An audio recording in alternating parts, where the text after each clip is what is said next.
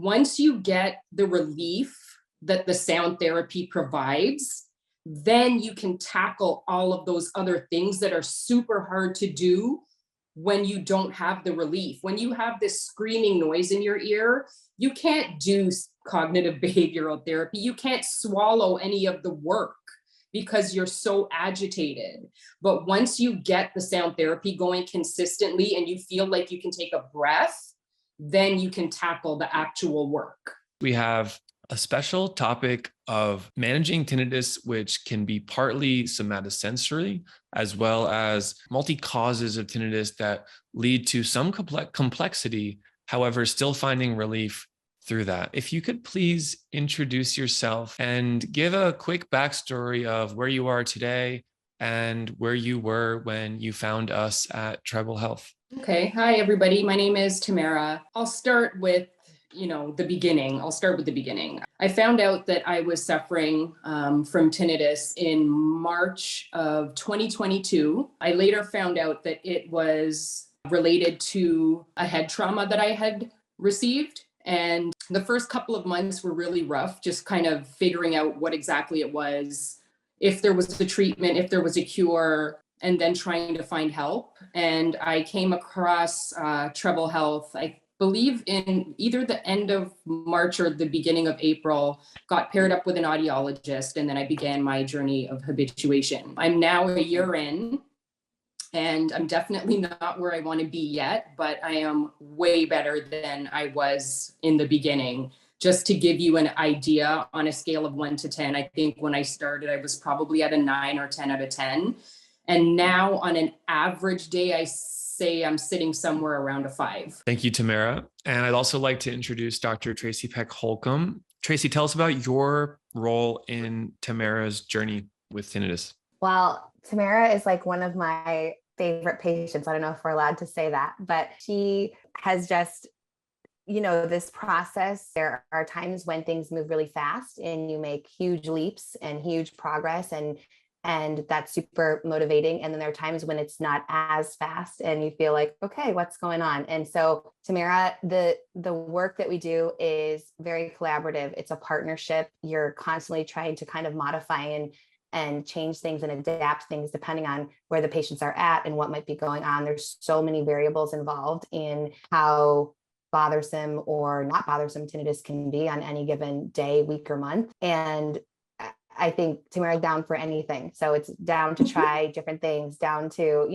and I think that back and forth and working so well together, it's been so great to work with her and see her progress so far and know that she's going to get where she ultimately wants to be. So, yeah. All right. So let's have you all talk about what were the causes, what were the different factors involved, because we know that not all tinnitus is the same.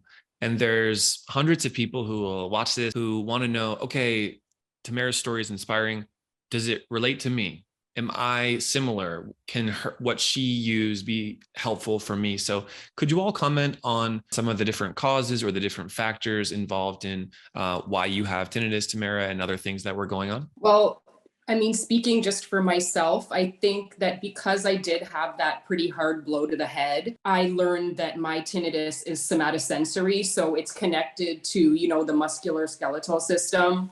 And there are definitely stressors, physical stressors that make it worse, whether it's muscular pain, whether it's bad posture, whether it's stress. Those types of things really affect my tinnitus in a big way. Yeah, I was going to say that addressing that piece and having that be part of Tamara's sort of treatment approach. So in addition to obviously the sound therapy and the counseling and stress reduction and all the other things we do, for her, a big part, especially in the beginning, was addressing tension, tightness, pain in the jaw, in the neck, in the upper shoulders, and noticing kind of the trends with that when things were really consistent and regular with addressing those things, how that affected overall the tinnitus in itself. And doing those things consistently, I think, made a big difference, especially in the first few months, for sure.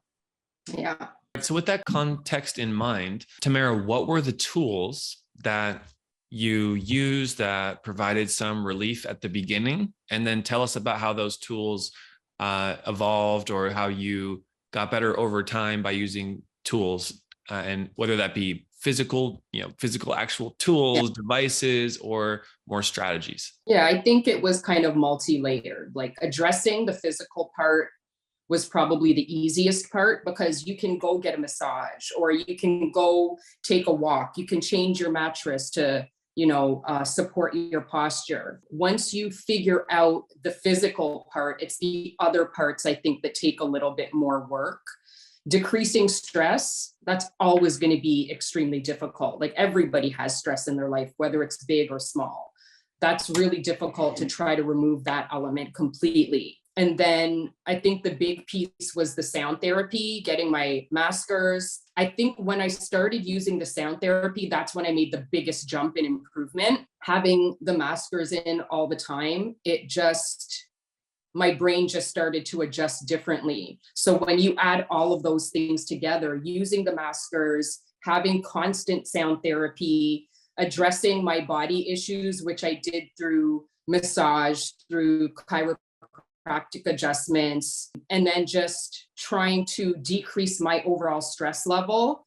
Having to do all of those things at once is a lot, but if you don't do all of those things, you're not going to get the results that you want. So you kind of just have to do everything and like all of it all at once. And tell us about which of those tools provided some immediate relief versus which of those tools maybe brought up feelings of, I don't know if this is going to work for me, but I'm just going to keep trying at it. And then eventually you realize, oh, wow, that was useful. In the beginning, you kind of just throw everything at it until you find something that sticks. So I did acupuncture, like traditional acupuncture, which I no longer do. I did cranial sacrotherapy, which I no longer do because I just found that those things were not working for me. But the things that did stick were having regular massages and doing chiropractic adjustments. Those things I still do till this day. And I do notice the days that I have treatment, sometimes my tinnitus will change after the treatment and become a little bit easier to manage. And then the maskers are a staple. I barely ever take them out. I have them in all the time. So sound therapy is the biggest key, consistent sound therapy. And Dr. Tracy, what are your thoughts on the different tools that were beneficial? And maybe was there some trial and error in terms of, okay, let's try this. Let's analyze the results. Tell us about your perspective. Yeah, I think, the initial fitting of the devices, her tinnitus maskers, getting that sound therapy going, getting that initial relief, like kicking the process off, taking the edge off of just allowing to be able to like take that deep breath and have a little bit of relief. That gives you the bandwidth to be able to then try other things. And yes, it's definitely trial and error. What works for someone in terms of the stress reduction piece of it, the cognitive behavioral piece of it, the, improving sleep, like what strategies work for one person might not work for another. So there is a little bit of trial and error in putting together like the plan for each patient and what's going to work. And then it's just a matter of once you figure those things out, it's doing it consistently. And I think consistency is like one of the key words with all of this. And so, once you have your sort of list of things that help, doing them regularly, keeping that going is what's going to yield the best results, and being flexible enough to know that that list will change over time too. That's true. Yeah. I think one thing that you just said that was really important was once you get the relief that the sound therapy provides, then you can tackle all of those other things that are super hard to do when you don't have the relief. When you have this screaming noise in your ear, you can't do cognitive behavioral therapy. You can't swallow any of the work because you're so agitated. But once you get the sound therapy going consistently and you feel like you can take a breath, then you can tackle the actual work. We have a question about sound therapy. Tamara, did you keep your maskers in even if your tinnitus was low?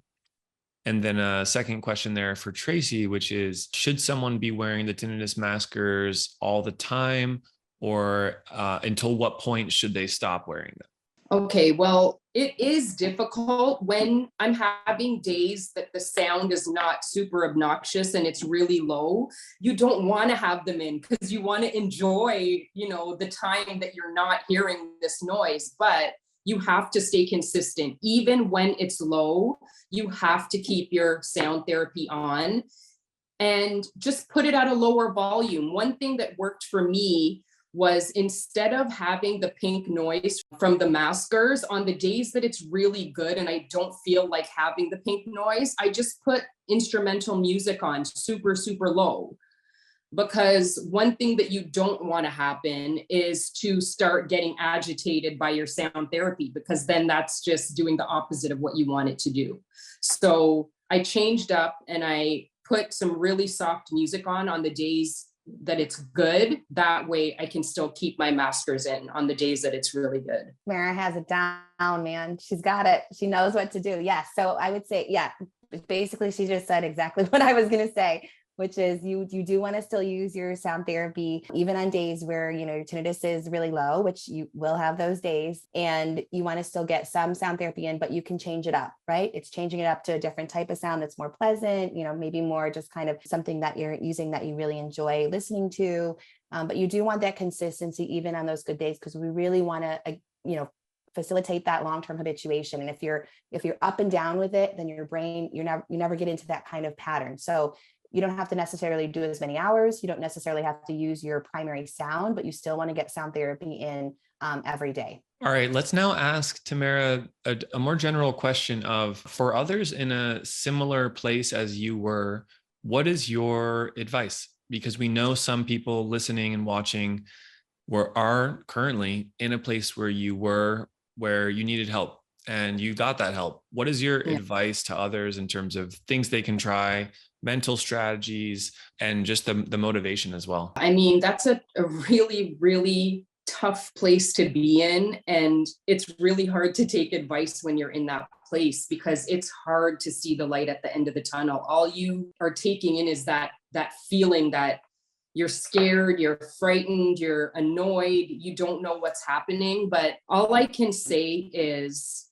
you are going, even as you get better, and you will get better, there are going to be back and forths. You're going to have great days and you're going to have some rough days. I still have some rough days, but when you have those good days, I just tell myself, this is what it's going to be like. Eventually, all of my days are going to be like this. If I'm experiencing this really good day where it's like a 2 out of 10, that's where we're headed. That is the benchmark. That's where we're going. It's not going to stay where you're at if you do all of the things that you're supposed to do. If you do your cognitive behavioral therapy, if you do your sound therapy, that needle is going to continue to move.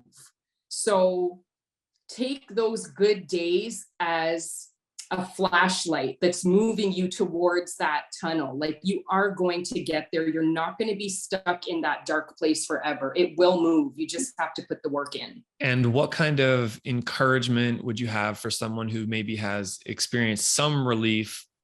Maybe they're feeling 20% better, but they're not at their resolution. They're not where they want to be. And maybe you're in that type of middle ground right now. But what kind of encouragement do you have, or perspective do you have for that stage? It's hard, because as much as I feel like I've got it, there are days where I don't got it. And I think it's okay to have those days. It's okay to feel sorry for yourself and to have your feelings. But once you're through, pick yourself up and just keep going. You've already experienced relief, so you know that it's possible. So know that where you're at, it's still possible to experience more relief. So I think for me, I try to find things that help me focus on something other than my tinnitus, because it is consuming. It can consume you, and it can make you feel like you don't want to go outside, or you don't want to hang out with your friends, or you don't want to go to work, or whatever it is. But go outside and take a walk. Find a hobby that you can focus on. Paint by numbers. Get a coloring book. Go, get a jump rope, do whatever, do something that will help you focus on something other than the tinnitus. That's all, that's all you can do, because it's not going to disappear in the snap of a finger. You got to find a coping mechanism. Love that.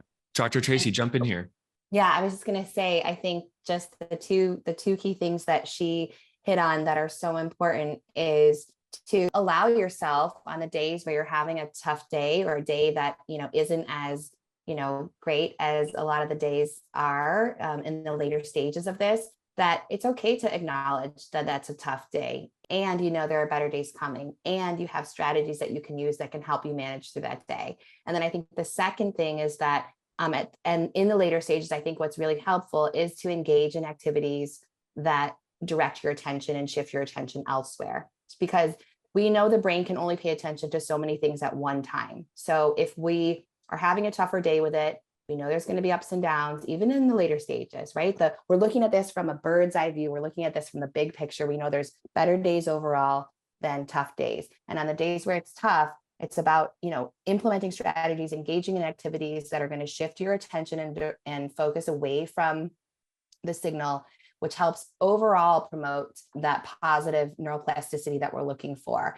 And when you do that consistently and proactively, before you get super annoyed, before you get super frustrated, what that does is it takes the edge off of the tinnitus. It takes your attention away from it. And it's really helpful in kind of moving through those days. I think, giving the brain something else to focus on, not letting ourselves sort of sit in that space where it's like, oh my gosh, I'm so frustrated by this, right? Because all that does is negatively reinforce to the brain that we need to continue to pay attention to the tinnitus. So I think in the later stages, it becomes more about directed attention, shifted attention. And we were talking the other day, and so many patients of mine have talked about how the weather's getting warmer.